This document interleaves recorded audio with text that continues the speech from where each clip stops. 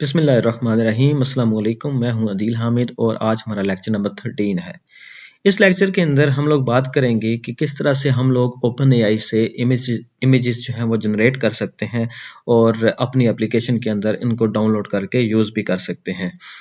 पहले हम लोगों ने बात की थी कि एपीआईज क्या होती हैं और एपीआईज के थ्रू हम लोग जो है वो अपना लार्ज लैंग्वेज मॉडल यानी कि चैट जीपीटी या फिर इस जैसे और बाकी जो मॉडल्स होते हैं उनको भी एक्सेस कर सकते हैं। और इसी तरह से अगर हम लोग इमेजेस जनरेट करना चाहते हैं तो उसके लिए हमें क्या करना पड़ता है, उसके लिए हम लोगों को ये जो एपीआई है ओपन एआई उसी की जो एपीआई है उसको एक्सेस करके हम लोग इसके ज़रिए से इमेजेस जो हैं वो जनरेट कर सकते हैं। अब हम लोग एक्चुअली देखेंगे कि वो कौन सा कोड है और कोड की हर एक लाइन को हम लोग एक्सप्लेन करने की कोशिश करेंगे।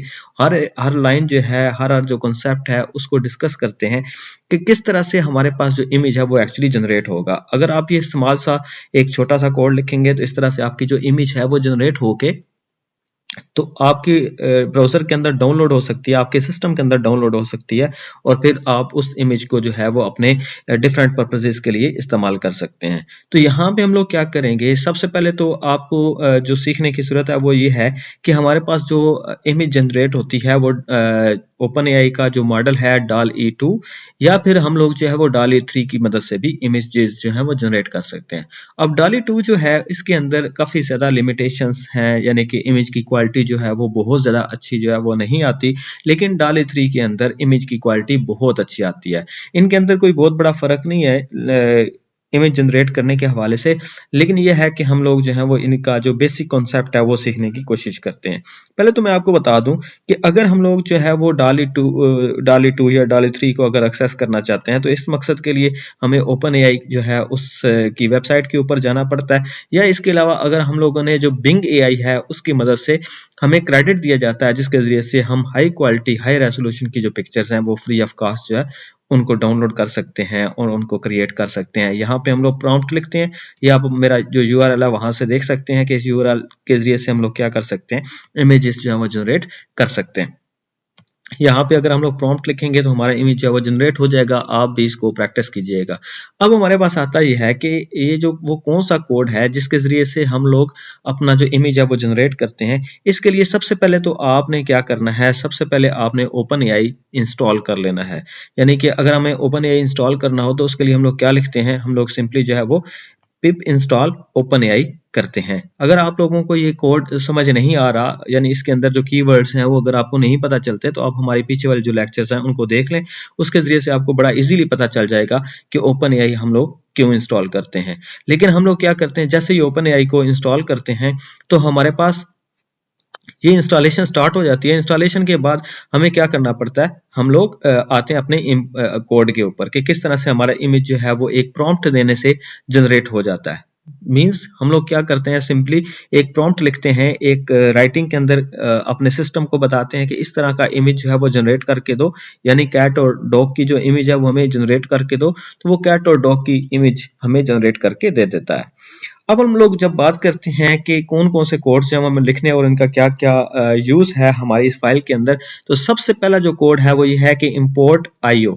हम लोग क्या करते हैं, आईओ यानी इनपुट आउटपुट की जो स्ट्रीम्स, मतलब उनका जो इनपुट आउटपुट है, इनको अगर हैंडल करना हो तो इस मकसद के लिए हम लोग जो लाइब्रेरी जो है वो इंपोर्ट करते हैं, वो हमारे पास आईओ है।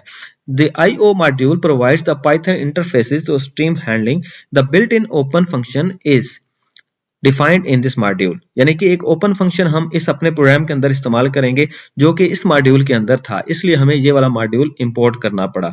यानी कि अगर हमें आईओ का कोई भी ऑपरेशन या इनपुट आउटपुट का ऑपरेशन इस्तेमाल करना हो तो उसके लिए हमें आईओ जो इंपोर्ट करना पड़ता है मॉड्यूल। इसके बाद हमारे पास क्या आता है, हमारे पास ओपन एआई, यानी कि हम लोगों ने जो ओपन एआई इंस्टॉल की है वो ओपन एआई हम लोग यहाँ पे इंपोर्ट करते हैं। अब इसका क्या मकसद होता है, इसका मकसद है कि हमारा जो इमेज है, मतलब DALL-E 2 से हमारा इमेज जनरेट होके आ जाए। ये इस मकसद के लिए हम लोग इस्तेमाल करते हैं। इसके बाद हमारे पास इंपोर्ट रिक्वेस्ट के नाम से एक लाइब्रेरी यानी कि एक मॉड्यूल होता है। इसको हम लोग क्यों करते हैं? एक्चुअली हम लोगों ने जब इमेज जनरेट करना होता है, मैं इसका सारा प्रोसेस है वो आपको समझाऊंगा नीचे जाके, ताकि आप लोगों को अभी थोड़े से कीवर्ड्स जो हैं वो समझ आ जाएं। तो इसका काम ये होता है कि अगर हमें HTTP रिक्वेस्ट जनरेट करनी हो, यानी हमें क्या करना हो, किसी वेबसाइट के URL से अगर हमें कोई इमेज जब लेके आना पड़ती है, तो उस मकसद के लिए रिक्वेस्ट हमें जनरेट करना पड़ती है कि हमें जो फलां URL है उससे हमें जो है वो हमारा डेटा जो है वहां से एक्सेस हो सके।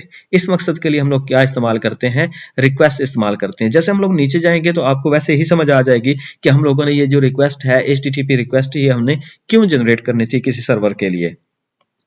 उसके बाद हमारे पास आता है इंपोर्ट PIL, यानी कि जो पिल है ये पाइथन इमेजिंग लाइब्रेरी है, इसको हम लोग करते हैं। यानी अगर हमें इमेजेस जो हैं उनके साथ डील करना हो, उनको हैंडल करना हो, तो इस मकसद के लिए हमारे पास ये इस्तेमाल होती है लाइब्रेरी। तो अब जो पिल हम लोगों ने इंपोर्ट की है उसके अंदर से मोस्ट पार्टिकुलरली जो हमें इस्तेमाल करना होती है वो होती है इमेज का मेथड या मॉड्यूल या फंक्शन। ये हमें क्या करता है? ये एक्चुअली हमें इमेजेस के साथ एक्चुअली डील करने में ये ही हमारी मदद करता है। अब ये जो इंपॉर्टेंट लाइब्रेरीज होती हैं ये हम लोगों ने इंपोर्ट करनी होती हैं। सबसे पहला काम हमारा इनको इंपोर्ट करना होता है।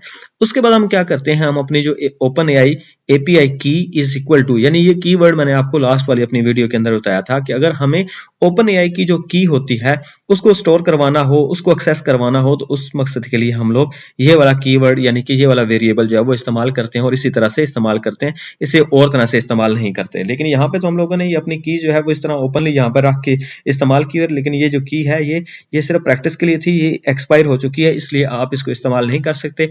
इस की को किस तरह से जनरेट करना है ये मैं आपको पहले ही अपनी लास्ट वाली वीडियो के अंदर बता चुका हूँ। बड़ी आसान से मेथड से आप जो है वो वाला मेथड इस्तेमाल करते हुए इस की को जनरेट कर सकते हैं और अपना इस्तेमाल कर सकते हैं।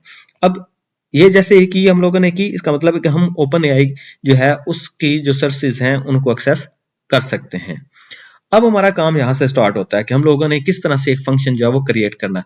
ये लिखा हुआ है कि DEF और आगे हमने फंक्शन का नाम रखा है। फंक्शन का नाम generate image with text prompt, और आगे ब्रैकेट के अंदर यानी कि जो आर्ग्यूमेंट हम लोगों ने पास करना है वो इस जगह पे आएगा। मतलब कि टेक्स्ट प्रॉम्प्ट की जगह पे जो बाहर से हम लोग फंक्शन कॉल करने के दौरान जो हम चाहते हैं कि किस तरह का इमेज जनरेट हो, तो वो जो टेक्स्ट आएगा वो यहां पर आएगा। अब फंक्शन जो है वो किस तरह से काम करते हैं उसके लिए हमने अपनी जो पीछे पाइथन वाली वीडियोस हैं वो बना के रखी हुई हैं। आपने हमारी वो पीछे वाली वीडियोस जो हैं उनको देख लें कि हमारे जो फंक्शंस हैं वो किस तरह से काम करते हैं। ये हम लोगों ने एक्चुअली क्या किया है, फंक्शन जो है वो बनाया है, और इसका मकसद यही है कि हम लोग जब इस फंक्शन को कॉल करें, यानी इस फंक्शन को मैं जैसे ही इस नेम लिखूंगा और इस नाम के बाद अगर मैं ब्रैकेट्स के अंदर कोई प्रॉम्प्ट लिखूंगा अपना इमेज जनरेट करने के लिए, तो मेरा जो इमेज है वो जनरेट हो जाएगा। वो किस तरह से जनरेट होगा, ये नीचे वो सारा मेथड लिखा हुआ है कि किस तरह से जनरेट होगा। ये हम लोगों ने मल्टी लाइन स्ट्रिंग जो है वो यहाँ पे इस्तेमाल किया। इसके अंदर हम लोगों ने जो अपना सिस्टम का रोल है एक हिसाब से वो बताया हुआ है कि generate an image using OpenAI DALL-E model based on the provided text prompt. और इसके आगे जो पैरामीटर्स हैं वो कुछ इस तरह से बताए गए हैं कि टेक्स्ट जो प्रॉम्प्ट आएगा, the prompt to generate the image, और फिर रिटर्न क्या होगा हमारे पास पिल इमेज जो है वो, यानी कि पाइथन इमेजिंग लाइब्रेरी की फॉर्म के अंदर यानी पिल इमेज जो है वो हमारे पास आएगी। तो ये था हम लोगों ने मल्टी लाइन जो है वो सिंपली हम लोगों ने इस्तेमाल किया है, कमेंट जो है वो इस्तेमाल किए हैं। अच्छा, अब हमारा जो ये जो फंक्शन है इसका यहां से मेन स्टार्ट होता है कि नंबर ऑफ इमेजेस, हमने एक वेरिएबल लिया है, उसके अंदर हमने बता दिया कि हम सिर्फ एक इमेज जो है वो जनरेट करेंगे।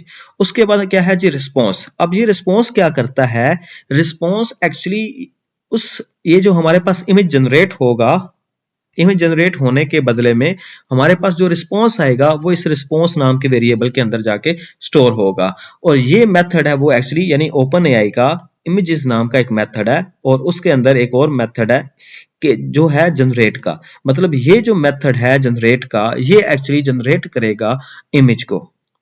कैसे जनरेट करेगा, उसके जो पैरामीटर्स हैं वो हमारे पास ये हैं कि कुछ जो प्रॉम्प्ट होगा वो दिया जाएगा, टेक्स्ट प्रॉम्प्ट की शक्ल में, यानी कि हमारे पास जैसे ही हम लोग फंक्शन को कॉल करेंगे तो ये वो वाला टेक्स्ट प्रॉम्प्ट था।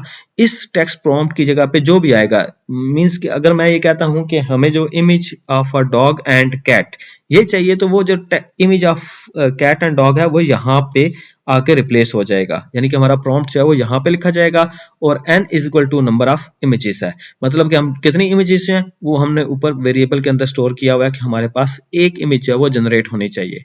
यहाँ पे हम लोग मैक्स नंबर ऑफ जो इमेजेस हैं वो भी दे सकते हैं। इसके लिए हम लोग आगे जब नीचे चलेंगे तो हम एक से ज्यादा इमेजेस जो है वो जनरेट करके देखते हैं। तो उसके बाद हम लोग साइज लिखते हैं, क्योंकि इससे बड़ा साइज का जो इमेज है DALL-E 2 जो है वो नहीं जनरेट कर सकता। इसका मतलब है कि इसकी क्वालिटी जो है वो बहुत ज्यादा अच्छी नहीं होती है, लेकिन ये है कि इससे बड़े इमेजेस जो है वो DALL-E 3 की मदद से हम लोग जनरेट कर सकते हैं। तो ये साइज हम लोग दे देते हैं कि इस साइज का जो इमेज है वो जनरेट किया जाए। हम नीचे जाते हैं, get the image URL from the response, यानी कि रिस्पॉन्स के जरिए से get the image URL from the response, हम उसके अंदर जो डेटा आया है रिस्पॉन्स के अंदर उसके अंदर जो URL है वो हम लोग गेट करते हैं। अब इमेज URL यानी एक वेरिएबल है, इस वेरिएबल के रिस्पॉन्स के अंदर डॉट डेटा आगे ब्रैकेट के अंदर हमने 0, मतलब उसका जो इंडेक्स है 0 इंडेक्स के ऊपर डॉट URL, जो URL आया था वो वाला URL इमेज URL के अंदर लगा दिया जाए। इसका मतलब है कि ये जो रिस्पॉन्स था, इस रिस्पॉन्स के अंदर डिफरेंट तरह का जो डेटा आया था वो उस डेटा के अंदर जो सबसे 0 के ऊपर URL यानी कि 0 इंडेक्स के ऊपर जो URL था वो वाला URL इमेज URL के अंदर यानी इस वेरिएबल के अंदर आ जाए।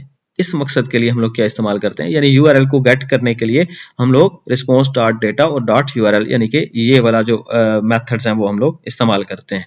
इसके बाद हमारे पास आता है download the image content and convert it to a PIL image, यानी कि हमारे पास जो इमेज URL आया था, ठीक है, अब इमेज जो URL है इस URL पे जाके, यानी कि हम एक रिक्वेस्ट जो है वो जनरेट करना चाहते हैं। ये देखें जरा, रिक्वेस्ट है और रिक्वेस्ट कौन सी है, गेट की। अगर आप लोग HTTP की रिक्वेस्ट जो है वो गेट और पोस्ट रिक्वेस्ट जो है उनके बारे में जानते हो तो आपको अंदाजा हो जाएगा कि इसका काम क्या है। इस URL से क्या करे, कंटेंट को लेके आए, मतलब हमारे पास एक URL जनरेट हुआ है, उस URL के ऊपर समझ लें कि हमारे पास इमेज पड़ा हुआ है। अब वो जो इमेज है उसका जो कंटेंट है वो हमें लेके आए, यानी हम रिक्वेस्ट जनरेट कर रहे हैं कि वो जो कंटेंट है वो किसके अंदर आए, इस हमारी इमेज नाम का जो इमेज कंटेंट नाम का वेरिएबल है इसके अंदर आके स्टोर हो जाए। एक्चुअली होता ये है कि वो जो कंटेंट होता है वो बाइनरी फॉर्मेट के अंदर होता है, मतलब कि वो नंबर्स की फॉर्म के अंदर होता है, और वो जो URL से जो कंटेंट आ रहा है वो बाइनरी फॉर्मेट के अंदर इस वेरिएबल के अंदर जाके स्टोर हो जाएगा। अब हम चाहते ये हैं कि इसके अंदर जो कंटेंट आया हुआ है उस कंटेंट को, क्योंकि हमें बाइनरी तो नहीं ना शो करना कुछ भी डेटा, तो हम क्या करते हैं उस कंटेंट को एक्चुअली हम चाहते हैं कि वो इमेज की शक्ल के अंदर कन्वर्ट हो जाए। तो वो पिल इमेज के अंदर कन्वर्ट करवाने के लिए हम क्या करते हैं, ये जो इमेज के अंदर ओपन, अब आपको समझ आई होगी कि ओपन हम लोगों ने IO यानी इंपोर्ट IO जो था उसको क्यों इंपोर्ट किया था। इसके अंदर ओपन मौजूद है, ये क्या करता है, ओपन आगे ब्रैकेट्स के अंदर IO डॉट बाइट्स IO आगे वो जो इमेज कंटेंट था वो इमेज कंटेंट को बाइनरी फॉर्मेट से इमेज के अंदर कन्वर्ट करने के लिए हम ये वाला मेथड जो है, ये लाइन ऑफ कोड जो है वो इस्तेमाल करते हैं। यानी अब हमारी इमेज जो है वो एक्चुअली यहां तक जनरेट हो गई है, इमेज जो है वो एक्चुअली बन गई है, और वो इमेज कहां पे जाके स्टोर हो गई है, हमारी इमेज इस इमेज नाम के वेरिएबल के अंदर स्टोर हो जाती है। अब आपको सारी समझ आ गई होगी कि किस तरह से हम लोग जो है वो एक फंक्शन डिफाइन करते हैं, और उस फंक्शन का काम ये होता है कि हमारे लिए इमेज जो है वो बनाए। अब इमेज जो है वो जब बनती है तो वो क्या होती है, एक URL पे पड़ी होती है। अब वहां से हम लोगों ने कंटेंट लेके आना होता है, उस कंटेंट क्योंकि वो बाइनरी फॉर्मेट के अंदर होता है, उस कंटेंट को हम लोग किस में कन्वर्ट करते हैं, हम लोग दोबारा से पिल इमेज के तौर पे जो है वो सेव करते हैं, और उस इमेज को हम लोग फिर डिस्प्ले करवा देते हैं। अब होता ही है कि वो जो हम फंक्शन से रिटर्न करवा रहे हैं कि वो जो हमारी इमेज है वो रिटर्न हो जाए, यानी कि जब भी हम फंक्शन को कॉल करें तो वो हमें और कोई डेटा ना दे, सिर्फ ये वाला जो इमेज जनरेट हुआ था वो इमेज दे दे। अब ये हम लोग अगर चलाएंगे, क्योंकि मेरे पास जो की है वो एक्सपायर हो चुकी है, इसलिए मैं इसको भी फिर वक्त चलाऊंगा नहीं, और वैसे भी अनएथिकल है कि हम इस की को इस्तेमाल करते हुए जो है वो इस्तेमाल करें। ठीक है, अब हमारे पास ये है कि अब प्रॉम्प्ट है, हम लोग अब क्या करने वाले हैं, उस फंक्शन को कॉल करना चाहते हैं। तो कॉल करने के लिए पहले हम यूजर से जो है वो इनपुट लेंगे। ठीक है, तो अब हमारे पास क्या होगा, जैसे मैंने इसको क्लिक किया तो अब क्या था, मैंने लिखा हुआ था इनपुट। अगर आप लोग इनपुट के बारे में नहीं जानते तो हमारी लास्ट वाली वीडियोस देखें। अगर यूजर से ड्यूरिंग द प्रोग्राम अगर हम लोग कुछ इनपुट करवाना चाहते हैं तो उस मकसद के लिए हम लोग क्या इस्तेमाल करते हैं, ये इनपुट का कीवर्ड इस्तेमाल करते हैं। और ये हम लोग ये जो मैसेज है, ये देखें जरा, ये वो मैसेज है जो कि यहाँ पे शो हो रहा है। तो इसके अंदर आगे टेक्स्ट बॉक्स है, यानी कि यहाँ पे मैं जो भी लिखूंगा वो कहाँ पे चला जाएगा, वो इस प्रॉम्प्ट के अंदर जाके स्टोर हो जाएगा। मैं अगर लिख देता हूँ यहाँ पे कैट एंड डॉग, ठीक है, मैं अगर करूंगा तो वो क्या होगा, सिंपली ये जो प्रॉम्प्ट है वो यहाँ मतलब जो इस प्रॉम्प्ट नाम के वेरिएबल के अंदर कैट एंड डॉग स्टोर हो गया। अगर मैं इसको सिंपली प्रिंट आउट करूं तो आपको अंदाजा हो जाएगा कि वो यहाँ पे जाके स्टोर हो गया। अब क्या होता है, अब हम क्या चाहते थे कि ये जो इमेज है, ठीक है, ये इमेज हमें उस फंक्शन से इस इमेज के अंदर जाके स्टोर हो जाए। मतलब मैं ये जो फंक्शन है जो हम लोगों ने डिफाइन किया था इमेज जनरेट करने के लिए, इस फंक्शन को हम लोग क्या करते हैं, कॉल कर रहे हैं, और इसके अंदर कैट एंड डॉग यानी यहाँ पे आ जाएगा कि जैसे ही ये वाला फंक्शन हमने कॉल किया और उसके अंदर हमने प्रॉम्प्ट दिया है, वो उस फंक्शन को कॉल कर रहा है। ठीक है, इस फंक्शन को वो कॉल कर रहा है और यहाँ पे वो आ जाएगा कैट एंड डॉग, और ये सारा नीचे वाला प्रोसेस जो है वो होने के बाद हमारे पास इमेज जनरेट होगा और इमेज जो है वो वापस आएगा। मतलब हमारे पास इस सारे का जो आंसर है, इस सारे का आंसर ये वाला इमेज होगा। अब वो ये जो इमेज है वो यहाँ इस इमेज नाम के वेरिएबल के अंदर जाके स्टोर हो जाएगा, और अब इसको हम लोग क्या करते हैं, इसको हम लोग सिंपली प्रिंट आउट जो है वो। तो ये था सिंपल सा कि किस तरह से हम लोग जो एक इमेज है वो जनरेट कर सकते हैं। आप अपनी कीज को जनरेट करके इमेज वो जनरेट करिएगा, क्योंकि मेरी जो इमेज जनरेट करने की जो लिमिट है वो मैं क्रॉस कर चुका हूँ। अगर हम लोग आगे चलें, अगर हम लोग चाहते हैं कि एक से ज्यादा इमेजेस यानी कि 5 इमेजेस जो है वो जनरेट करें, तो ऊपर वाला सारा का सारा सेम ही है, ठीक है, यहाँ तक। लेकिन यहाँ पे नंबर ऑफ इमेजेस जो है उनको हम लोगों ने क्या कर दिया, 5 कर दिया, और नीचे जो है वो हमने एक लूप चला के इमेजेस जो हैं उनके यूआरएल जो है वो इकट्ठे कर लिए हैं, और फिर उनको बारी बारी हमने क्या किया कि बारी बारी हम लोग उनको कन्वर्ट करते गए फिर इमेजेस के अंदर, और फिर डिस्प्ले करते गए। मतलब हम लोगों ने क्या किया, यहाँ पे एक लूप चलाया। अब वो लूप जो है वो क्या करेगा, रिस्पॉन्सेस डॉट डेटा, मतलब वो लूप जो है वो उतनी दफा चलेगा, यानी जब तक कि इस रिस्पॉन्स के अंदर डेटा आता रहेगा उस वक्त तक ये लूप जो है वो चलता रहेगा, और हमारी जो इमेजेस हैं उनके यूआरएल इसके अंदर स्टोर होते रहेंगे। ठीक है, और फिर क्या होगा, वो हमारा जो कंटेंट और इसको कन्वर्ट करने वाला, और फिर इमेजेस डॉट अपेंड, यानी कि इमेजेस जो है वो एक लिस्ट की सूरत में बनेंगी, और वो जो इमेजेस हैं वो यहाँ पे स्टोर होती जाएंगी, यानी कि आगे आगे आती जाएंगी, क्योंकि हमने इमेजेस की एक लिस्ट जो है वो बना ली थी पहले ही, और इसके अंदर अपेंड होती जाएंगी। अपेंड होता है कि हर यानी कि लास्ट पे आके आपकी जो इमेजेस हैं वो स्टोर होती रहे। उसके बाद हमने वही रिटर्न करवाया, और इसको फिर जो जनरेट करवाया हम लोगों ने इनपुट करवा के, इमेजेस जो कि हमारे पास आई थी उन इमेजेस को हम लोगों ने यहाँ पे शो करवा लिया। अच्छा, ये तो था हमारे पास के हम लोग किस तरह से अपनी जो इमेजेस हैं उनको जनरेट कर सकते हैं अपनी इमेजेस को।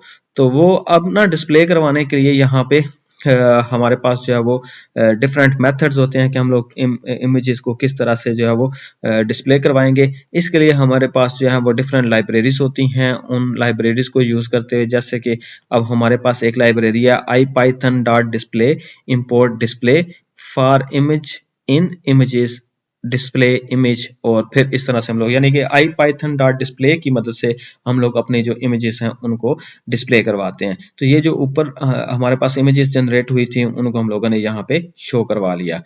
अच्छा, DALL-E 3 की मदद भी से भी हम लोग ये सारा का सारा जो काम है वो कर सकते हैं। इसके अंदर भी बिल्कुल सेम ही प्रोसेस है, जरा सा भी चेंज नहीं है, सिंपली वही सारे के सारे काम करते हैं। लेकिन यहाँ पे एंड पे जाके जब हम लोगों ने फंक्शन एक बनाया था तो वहां पे हम लोग मॉडल का नाम है वो भी लिख देते हैं कि DALL-E 3 से हो, और दूसरा हम लोग क्या कर देते हैं, इसका जो इमेज साइज है वो 1024 बाई 1024 कर देते हैं। हाई जो रेजोल्यूशन की इमेज है वो यहाँ से जनरेट होती है, बाकी सारा का सारा काम जो वो सेम है। तो इसके ज़रिए से हम लोग क्या करते हैं, अपनी जो इमेजेस हैं उनको जनरेट करके फिर इमेजेस को डिस्प्ले जो है वो भी कर सकते हैं। तो इस तरह से हम लोग जो है वो अपनी इमेजेस बनाते हैं। मुझे उम्मीद है कि आपको इसके बारे में समझ आई होगी। एक्चुअली क्योंकि हमारी ये शॉर्ट वीडियोस होती हैं, अगर आप लोग चाहते हैं कि मैं इसके ऊपर बड़ी डिटेल के साथ वीडियो बनाऊँ और हम लोग जो लाइव कोडिंग करें, तो बड़ा ही आसान सा काम है जिसके ज़रिए से हम लोग ये कर सकते हैं। तो मैं ज़रूर इसके बारे में करूँगा। आपको उम्मीद है कि मेरी वीडियो पसंद आई होगी। आगे जो हमारी नेक्स्ट वीडियो है उसके अंदर हम लोग जो है वो हगिंग फेस के बारे में पढ़ेंगे। इसके जो हमारे पास डिफरेंट फंक्शंस हैं, यानी कि पाइपलाइन है, उसके बारे में पढ़ेंगे, डिटेल के साथ सीखेंगे कि पाइपलाइन एक्चुअली होती क्या है और फिर उसको हम लोग इस्तेमाल करके कितनी आसानी के साथ अपना काम कर सकते हैं। मुझे इजाज़त दीजिए और मेरे चैनल को सब्सक्राइब कर लीजिए। इंशाल्लाह आपको मिलते हैं अगले लेक्चर के साथ। अपना ख्याल रखिएगा। अल्लाह हाफिज़।